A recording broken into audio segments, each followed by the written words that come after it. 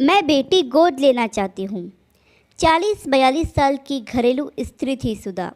भरा पूरा परिवार था। धन धान्य की कोई कमी नहीं थी।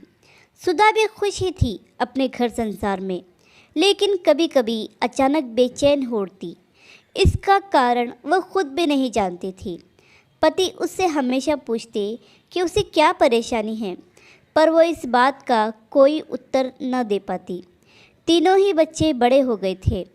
सबसे बड़ा बेटा इंजीनियरिंग के तीसरे वर्ष में था, मंझला बेटा पहले वर्ष में और छोटा बेटा 10वीं में था। तीनों ही किशोरावस्था में थे। अब उनके रुचि के विषय अपने पिता के विचारों से ज़्यादा मेल खाते थे। वे ज़्यादातर समय अपने पिता, टीवी और दोस्तों के साथ बिताते। सुधा चाहती थी कि उसके तीनों बेटे उसके साथ कुछ समय बिताएं, पर उनकी रुचियां कुछ अलग थीं। अब वे तीनों ही बच्चे नहीं रह गए थे। धीरे धीरे वे पुरुष बनते जा रहे थे।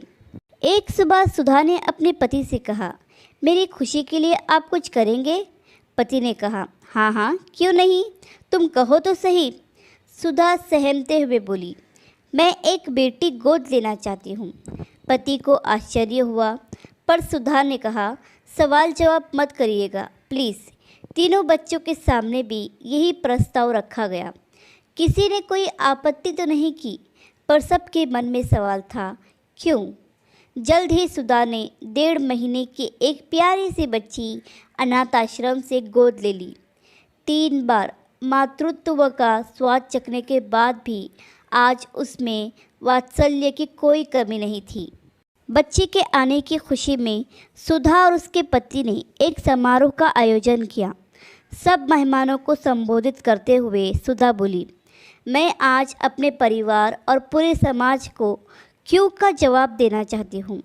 मेरे ख्याल से हर घर में एक बेटी का होना बहुत ज़रूरी है। बेटी के प्रेम और अपनेपन की आर्द्रता ही घर के सभी लोगों को एक दूसरे से बांधी रखती है। 3 बेटे होने के बावजूद मैं संतुष्ट नहीं थी। मैं समय की परछाई इनमें से किसी में भी नहीं ढूंढ पाती थी। बेटी शक्ति है, सृजन का स्रोत है।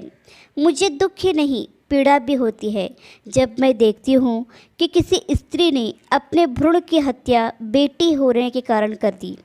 मैं समझती हूँ कि मेरे पति का वंश ज़रूर मेरे ये तीनों बेटे बढ़ाएंगे, पर मेरे मातृत्व का अंश तो एक बेटी ही आगे बढ़ा सकती है। बेटी मालिक का दिया हुआ सबसे प्यारा वरदान है। आशा करती हूँ कि आपको ये कहानी पसंद आई होगी। कहानी पसंद आई तो लाइक, सब्सक्राइब और शेयर करें, और इस कहानी पर आपकी क्या राय है हमें कमेंट करके ज़रूर बताएं।